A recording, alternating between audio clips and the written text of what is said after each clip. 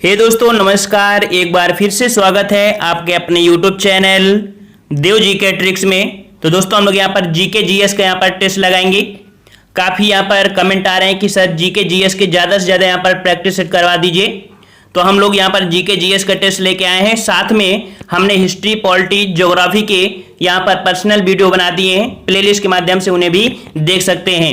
चलिए स्टार्ट करते हैं। और जो लोग यहाँ पर लेखपाल की तैयारी या यूपीएसआई की तैयारी करना चाहते हैं वो लोग चैनल को जरूर सब्सक्राइब करें।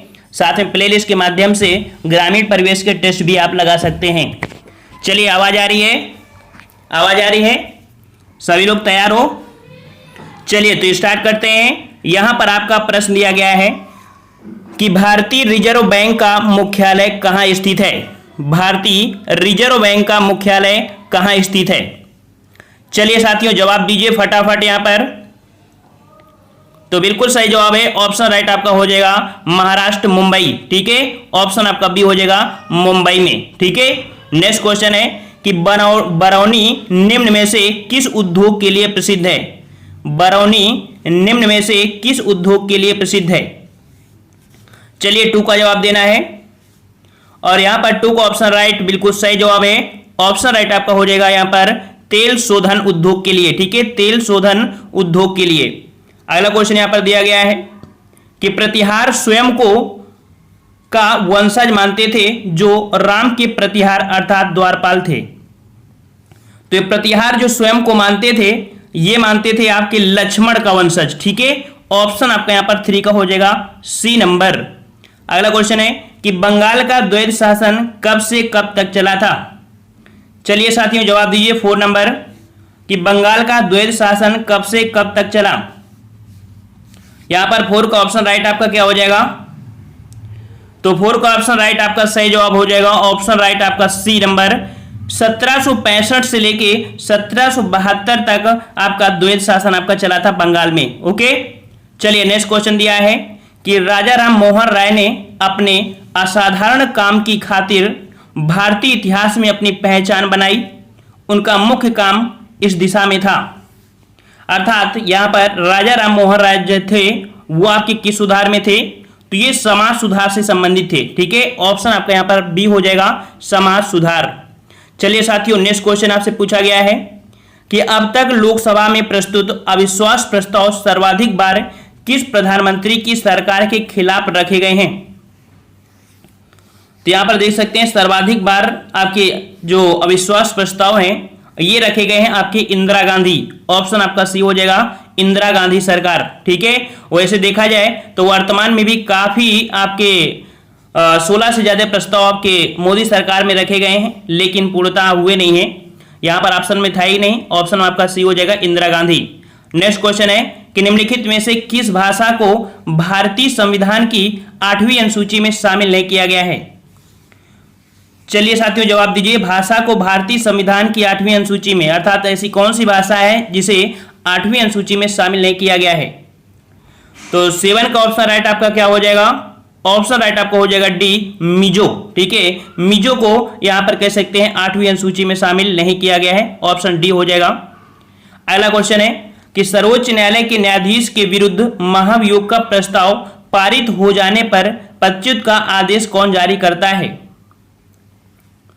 तो यहां पर सही जवाब क्या हो जाएगा? यहां पर उन्हें हटने का जो आपका आदेश जारी करता है वो करता है आपका ऑप्शन बी हो जाएगा राष्ट्रपति। ठीक है, और राष्ट्रपति ऑप्शन आपका बी हो जाएगा। अगला क्वेश्चन है स्वतंत्र भारत के प्रथम कानून मंत्री कौन थे? स्वतंत्र भारत के प्रथम कानून मंत्री कौन थे? 9 का जवाब देना है और 9 का ऑप्शन राइट आपका जवाब क्या हो जाएगा? बिल्कुल सही जवाब है, बिल्कुल सही जवाब है। ऑप्शन आपका यहां पर ए हो जाएगा डॉक्टर बी आर अम्बेडकर। ठीक है, स्वतंत्र भारत के प्रथम कानून मंत्री कौन थे? तो आपके डॉक्टर बी आर अम्बेडकर थे। ऑप्शन आपका ए हो जाएगा। नेक्स्ट क्वेश्चन कि न्यायिक पुनरावलोकन का अधिकार किसे है? न्यायिक पुनरावलोकन का जो अधिकार है वो किसे दिया गया है? तो यहां पर आपका सही जवाब हो जाएगा ऑप्शन राइट आपका भी हो जाएगा उच्चतम न्यायालय। ठीक है, किसे? उच्चतम न्यायालय को प्रदान है न्यायिक पुनरावलोकन का अधिकार। नेक्स्ट क्वेश्चन दिया है कि सार्वजनीय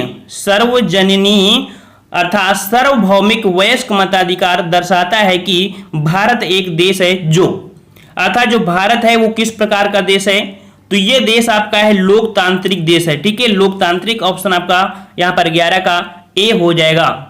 नेक्स्ट क्वेश्चन है कि निम्नलिखित में से किस प्राकृतिक प्रदेश को विश्व का चिड़ियाघर के नाम से जाना जाता है? विश्व के चिड़ियाघर के नाम से जाना जाता है यहां पर किसे? तो 12 का ऑप्शन राइट आपका जवाब यहां पर याद रखिएगा, आपके सवाना प्रदेश को। ठीक है, सवाना प्रदेश को विश्व का चिड़ियाघर के रूप में जाना जाता है, याद रखिएगा, ऑप्शन बी हो जाएगा। अगला क्वेश्चन है कि भारत में सबसे अधिक कृषि भूमि किस फसल के अंतर्गत है? भारत में सबसे अधिक कृषि भूमि जो है वो किस फसल में आपकी है? चलिए साथियों जवाब दीजिए, और यहां पर आपका जवाब हो जाएगा ऑप्शन राइट आपका ए नंबर, चावल के लिए। ठीक है, चावल के लिए आपकी है, ऑप्शन आपका ए हो जाएगा। नेक्स्ट क्वेश्चन है कि निम्नलिखित में से किस जिले में कॉफी का अधिक उत्पादन होता है? कॉफी का उत्पादन आपको पता है कर्नाटक में होता है, और यहां पर एक जिला है जहां पर आपकी सबसे ज्यादा होती है, यह जिला आपका है कुर्ग। ठीक है, ऑप्शन आपका ये हो जाएगा, कुर्ग जिले में। नेक्स्ट क्वेश्चन है कि लैकोलिथ संबंधित है, लैकोलिथ संबंधित है, किससे संबंधित है? तो यहां पर आपका जवाब क्या हो जाएगा? तो याद रखिएगा कि पृथ्वी के अंदर से जब आपका मैग्मा निकलता है वो आपका कह सकते हैं कि कई आकृति में हो जाता है। ठीक है, अर्थात ये आपका जो संबंधित है आपके ज्वालामुखी से है, ऑप्शन आपका ये हो जाएगा ज्वालामुखी। नेक्स्ट क्वेश्चन आपसे अगला पूछा गया है यहां पर कि भारत में खाना पकाने के लिए विश्व की सबसे बड़ी सौर वाष्प प्रणाली कहां स्थापित की गई है? यहां पर देख सकते हैं खाना पकाने के लिए है, और ये विश्व की सबसे बड़ी सौर वाष्प प्रणाली है, ये स्थापित की गई है आपके 16 का ऑप्शन आपका ये हो जाएगा माउंट आबू में। ठीक है, माउंट आबू ऑप्शन आपका ए सही हो जाएगा। नेक्स्ट क्वेश्चन है कि भारत में जल विद्युत शक्तिगृह 1897 में कहां स्थापित किया गया था? भारत में जल विद्युत शक्तिगृह 1897 में कहां स्थापित किया गया था? यहां पर प्रथम नहीं पूछा है, यहां पर डेट दे दिया है, और ये जो स्थापित किया गया था आपके दार्जिलिंग में, याद रखिएगा कहां पर? तो आपका ऑप्शन राइट हो जाएगा 17 का यहां पर हो जाएगा बी नंबर, दार्जिलिंग में। ठीक है, और यहां पर जो आपका शिव समुद्रम है वो आपके कह सकते हैं कि वो जो है वो कह सकते हैं कि जल विद्युत का प्रथम, ठीक है, अगर जल से विद्युत प्राप्त करने के लिए जो प्रथम आपकी परियोजना थी वो आपकी शिव समुद्रम ही थी। ठीक है, लेकिन यहां पर डेट दिया है 1897। अगला क्वेश्चन यहां पर दिया है कि भारत में सर्वप्रथम पत्र मुद्रा का प्रचलन कब प्रारंभ हुआ था? भारत में सर्वप्रथम पत्र मुद्रा का प्रचलन कब प्रारंभ हुआ था? 18 का जवाब देना है, और यहां पर 18 का ऑप्शन राइट आपका जवाब यहां पर आपका हो जाएगा डी नंबर, 1806 ईस्वी में। याद रखिएगा पत्र मुद्रा का प्रचलन कब से प्रारंभ हुआ था? तो 1806 ईस्वी से। नेक्स्ट क्वेश्चन है कि न्यूनतम जनसंख्या घनत्व वाला महाद्वीप कौन सा है? न्यूनतम जनसंख्या घनत्व वाला महाद्वीप कौन सा है? तो यहां पर आपका सही जवाब हो जाएगा, बिल्कुल सही जवाब है, ऑप्शन राइट आपका यहां पर डी हो जाएगा, ऑस्ट्रेलिया महाद्वीप। ठीक है, ऑस्ट्रेलिया महाद्वीप न्यूनतम जनसंख्या घनत्व वाला आपका महाद्वीप है, डी नंबर। नेक्स्ट क्वेश्चन कि भारत की सबसे लंबी नदी जिसका उद्गम तथा मुहाना दोनों भारतीय क्षेत्र में है। बहुत ही प्यारा क्वेश्चन है, और देखते हैं किसका जवाब यहां पर आपका सही आएगा। भारत की सबसे लंबी नदी जिसका उद्गम जो है और मुहाना दोनों ही भारतीय क्षेत्र में है। चलिए जवाब दीजिए यहां पर 20 का, और यहां पर 20 का ऑप्शन बिल्कुल जवाब यहां पर याद रखिएगा, गंगा नहीं होगा, ऑप्शन बी होगा गोदावरी। क्योंकि जो गंगा निकलती है वो उत्तराखंड से निकलती तो है लेकिन बांग्लादेश में जाती है, तो ये तो आपका दूसरा देश हो गया ना, तो गोदावरी है, तो गोदावरी जो आपकी निकलती है महाराष्ट्र के, ठीक है, तो कह सकते हैं नासिक के त्र्यंबक से निकलती है, और इसके बाद आपके कह सकते हैं कि बंगाल की खाड़ी में जाती है, तो यहां पर आपकी गोदावरी होगी। ठीक है, ऑप्शन आपका यहां पर बी हो जाएगा। समझ में आ रहा है ना, उद्गम और मुहाना दोनों। ठीक है, नेक्स्ट क्वेश्चन दिया है कि पृथ्वी के धरातल से ऊपर की ओर वायुमंडल के विभिन्न स्तरों का सही अनुक्रम बताइए। हमने आपको बताया था कि पृथ्वी की जो आपके मंडल हैं, तो इसमें से सबसे पहले क्षोभ मंडल, समताप मंडल, फिर आपका मध्य मंडल, फिर आयन मंडल, फिर आपका बहिर्मंडल। ठीक है, तो इसके अकॉर्डिंग यहां पर देखोगे तो आपका जवाब सही क्या हो जाएगा? तो आपका देखिए ऑप्शन सी वाले में क्षोभ मंडल, समताप मंडल, मध्य मंडल, आयन मंडल, फिर आपका बहिर्मंडल होता है। ऑप्शन आपका यहाँ पर सी सही हो जाएगा। नेक्स्ट क्वेश्चन है कि किसने एक तरफ संस्कृत मुद्रा लेख के साथ चांदी के सिक्के निर्गत किए। यहां पर दिया है संस्कृत मुद्रा लेख, ठीक है, के साथ चांदी के सिक्के। सिर्फ चांदी का सिक्का होता और रुपया होता तो हम लोग शेषा बताते, लेकिन यहां पर संस्कृत मुद्रा के साथ चांदी के सिक्के निर्गत किए थे और ये किए थे, ऑप्शन आपका बी हो जाएगा, महमूद गजनवी। ऑप्शन बी हो जाएगा। तो यहां पर ऑप्शन राइट आपका हो गया बी नंबर, ठीक है। नेक्स्ट क्वेश्चन है कि जिसके ग्रंथ में चंद्रगुप्त मौर्य का विशिष्ट रूप से वर्णन हुआ है वह कौन है। तो यहां पर बताना है, देख लीजिए कि जिसके ग्रंथ में चंद्रगुप्त मौर्य का विशिष्ट वर्णन हुआ है वह आपका कौन सा है। तो यहां पर 23 का ऑप्शन आपका हो जाएगा आपका सी नंबर, विशाख दत्त, ठीक है। विशाख दत्त ने कह सकते हैं, इनके ग्रंथ में कह सकते हैं चंद्रगुप्त मौर्य का वर्णन हुआ है। अगला है प्रथम पिछड़ा वर्ग आयोग का गठन कब किया गया था। प्रथम पिछड़ा वर्ग आयोग का गठन कब किया गया था, 24 नंबर। और 24 का ऑप्शन राइट आपका जवाब यहां पर आपका याद रखिएगा, ऑप्शन सी हो जाएगा 1953 में, ठीक है। 24 का ऑप्शन सी हो जाएगा 1953 में प्रथम पिछड़ा वर्ग आयोग का गठन किया गया। नेक्स्ट क्वेश्चन है कि भारत में पोलो खेल का प्रचलन किया। बताना भाई कि भारत में पोलो खेल का जो प्रचलन किया था वो किसने किया था। तो यहां पर आपका सही जवाब हो जाएगा ऑप्शन राइट आपका सी नंबर, तुर्कों, या कह सकते हैं कि जो फारस के लोग थे, फारस तुर्कों को बोलते थे उस समय। तो ऑप्शन आपका सी हो जाएगा, ठीक है। और यहां के बाद अर्थात यहां के बाद जो ये खेल गया था वो अंग्रेजों के पास अर्थात इंग्लैंड में गया था। तो सबसे पहले आपका कहां, ऑप्शन सी हो जाएगा तुर्क, या अगर ऑप्शन में आपको फारस आता है तो फारस लगाएंगे। अगला क्वेश्चन है कि तीसरे आंग्ल मैसूर युद्ध को रोकने के लिए टीपू सुल्तान ने अंग्रेजों के साथ कौन सी संधि किया था। यहां पर देख सकते हैं युद्ध कौन है, तीसरा आंग्ल मैसूर युद्ध है। और इसमें टीपू सुल्तान ने जो संधि किया था ये किया था ऑप्शन बी, श्रीरंगपट्टनम की संधि, ठीक है, श्रीरंगपट्टनम की संधि। और यही एक कहा जाता है स्वतंत्रता का वृक्ष जो लगाया था कहां पर, तो श्रीरंगपट्टनम में ही लगाया था। तो ऑप्शन आपका बी हो जाएगा। अगला है कि मुगल स्थापत्य कला के संदर्भ में पिट्रा ड्यूरा का अर्थ क्या है। पिट्रा ड्यूरा याद रखिए, पिट्रा ड्यूरा जो कि एक प्रकार की शैली है, और ये शैली किस प्रकार की है, तो संगमरमर के पत्थर पर जवाहरात से की गई जड़ावत, ठीक है। यहां पर संगमरमर के पत्थर पर जवाहरात से की गई जो आपकी जड़ावत होती है इसे बोलते हैं पिट्रा ड्यूरा। देखो संगमरमर पत्थर होता है, उसके बीच में देखते हो चमकते हुए आपके पत्थर लगे होते हैं, ठीक है, चमकते हुए लगे होते हैं, उन्हीं को बोलते हैं। अगला क्वेश्चन है कि नरसिंह मेहता प्रसिद्ध संत थे। नरसिंह मेहता जो थे ये कहां के संत थे।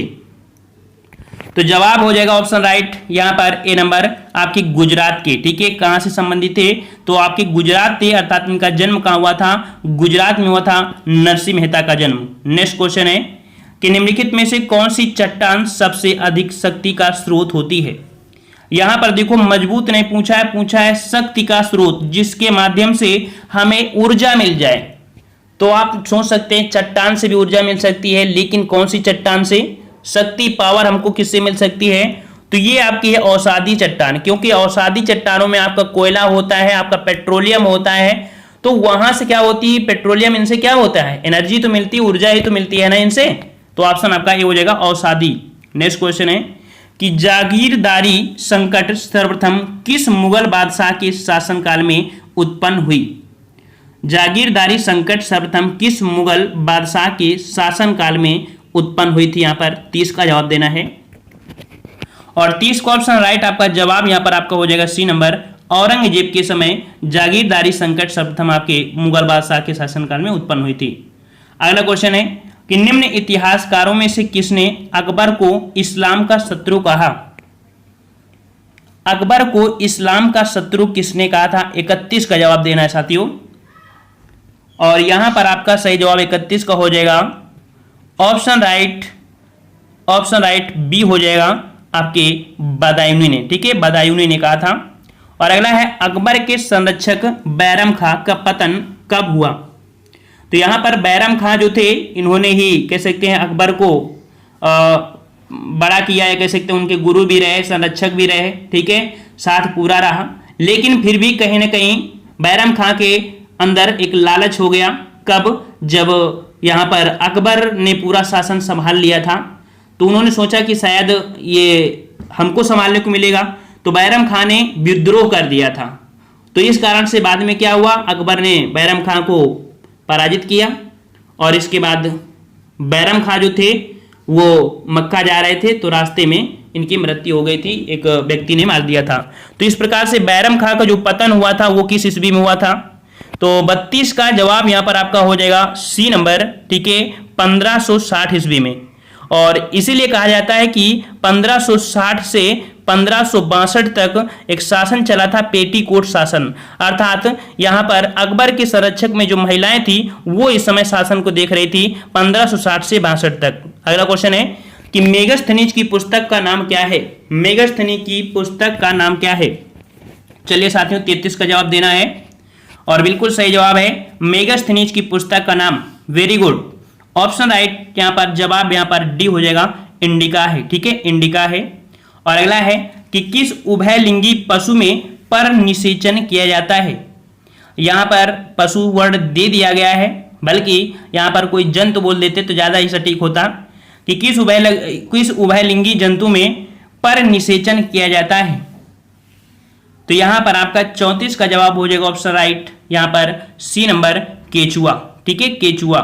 नेक्स्ट क्वेश्चन दिया है कि ब्लब्बर क्या है? ब्लब्बर क्या है? 35। तो ब्लब्बर क्या है? ये संघ वसा की परत है, ठीक है, ये क्या है? संघ वसा की परत है, ठीक है।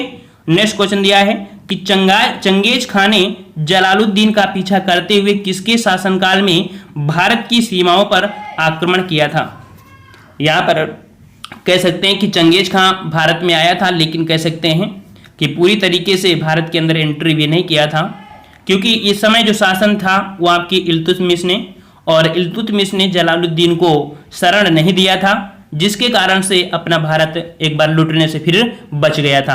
तो ऑप्शन आपका बी हो जाएगा। नेक्स्ट क्वेश्चन है कि भारतीय प्रतीक का उत्कीर्ण जो कि सत्यमेव जयते लिया गया है, सत्यमेव जयते लिया गया है कहां से?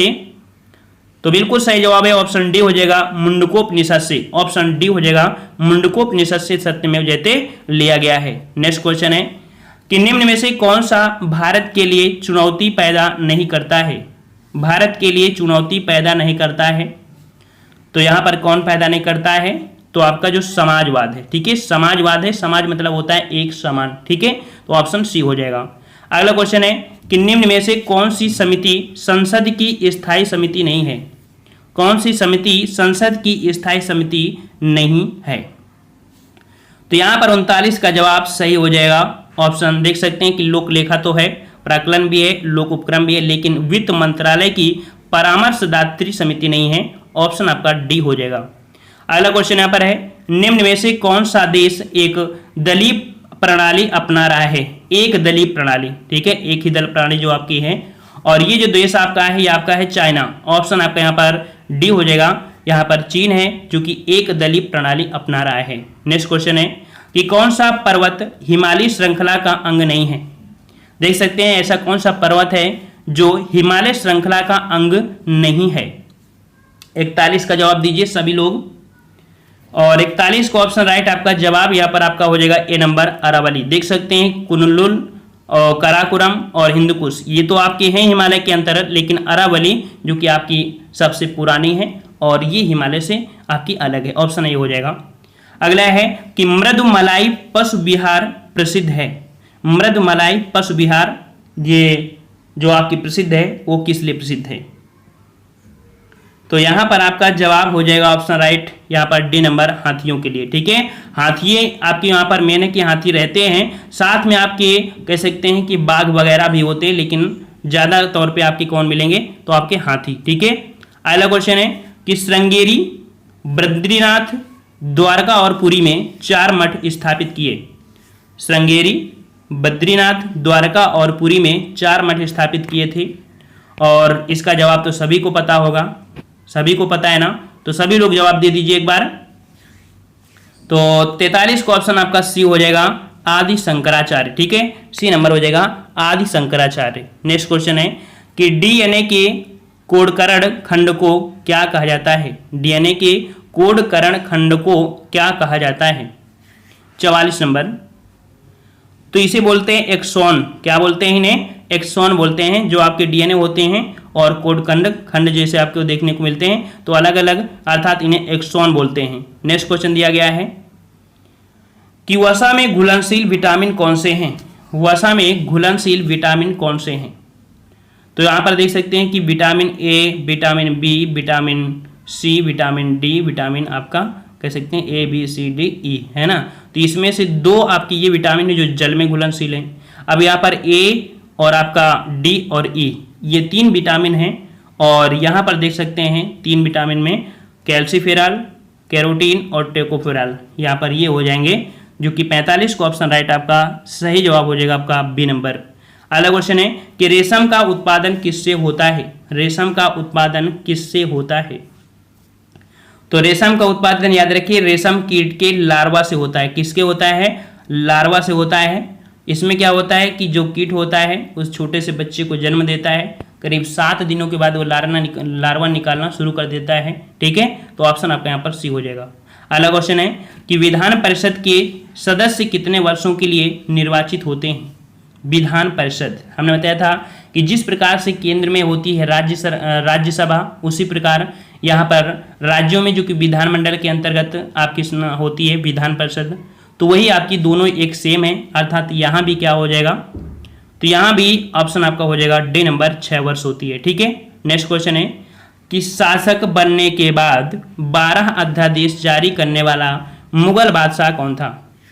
12 अध्यादेश जारी करने वाला ये मुगल बादशाह जो था वो आपका कौन? तो यहाँ पर आपका जवाब हो जाएगा ऑप्शन ए, जहांगीर था। ठीक है, जहांगीर। नेक्स्ट क्वेश्चन है कि प्राचीन भारत का प्रसिद्ध शासक कौन था जिसने अपने जीवन के अंतिम दिनों में जैन धर्म अपना लिया था? तो यहाँ पर अपने जीवन के अंतिम दिनों में जैन धर्म अपना लिया था, ये आपके कौन थे? तो आपका जवाब चंद्रगुप्त मौर्य। ऑप्शन आपका सी हो जाएगा, चंद्रगुप्त मौर्य। ठीक है, चंद्रगुप्त मौर्य हो जाएगा, गुप्त मौर्य। ठीक है, चंद्रगुप्त द्वितीय मत सोचिएगा, ये चंद्रगुप्त मौर्य हैं। ठीक है, अगला है कि उच्चतम न्यायालय को परामर्शदात्री बनाया गया है, अर्थात यहाँ पर उच्चतम न्यायालय से परामर्श ले सकते हैं जो आपके राष्ट्रपति हैं। और ये आपके किस आर्टिकल में दिया गया है? तो ये आर्टिकल है आपका अनुच्छेद 143। ठीक है, 143 के तहत राष्ट्रपति यहाँ पर उच्चतम न्यायालय अर्थात सुप्रीम कोर्ट से परामर्श ले सकते हैं। ठीक है, ये आपका सी नंबर हुआ। और इतने 50 प्रश्न आपके थे।